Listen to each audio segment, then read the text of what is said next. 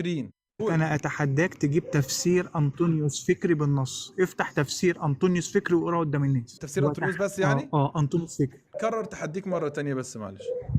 أنا بقول لك أهو، أتحداك تقول إن هو حط إيده على الختان مكان الختان، على الختان مكان الختان. نعم. تحب تاني ولا أقول تاني؟ لا ما بحبش رقم 3، خلينا بس في 2. طب وإن كان الأمر ده كده يعني وجبت لك إن هو حط إيده في موضع الختان، هتعمل إيه؟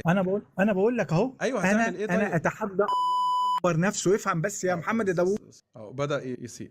انزل وخد التحدي، انزل وخد يا عبد الخمرة. أنطونيوس فكري اللي هو عايزه. ما أجمل رجلي، لا مش أجمل رجلي، ما أجمل إنك تديله الأمل وتخليه يزيط ويتنطط وفيجي في آخر تعمل له واحدة زريبيو. ادي تفسير أنطونيوس فكري يا شباب. اسمع يا عبد الخمرة، يا من تجرؤ على تحدي مسلم، فضلا عن أن يكون بفضل الله محمود داود، وهذه مشية يبغضها الله إلا في هذا الموضع. لا أنت ولا كنيستك يلا قسما بالله بحلف تتحدوا صباع رجل الصغير صغير سنتوفة.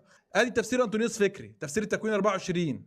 ضع يدك تحت فخذي هو أسلوب القسم، وهذا يعني أنه يضع يده تحت علامة العهد مع الله وهي الختان. يا نهار أبيض.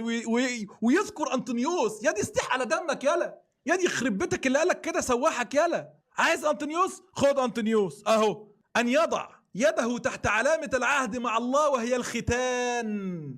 وهي الختان. انت بتتختم منين يلا؟ يقول لك هات لي واتحداك تجيب لي ان هو موضع الختان والعورة. اضرب.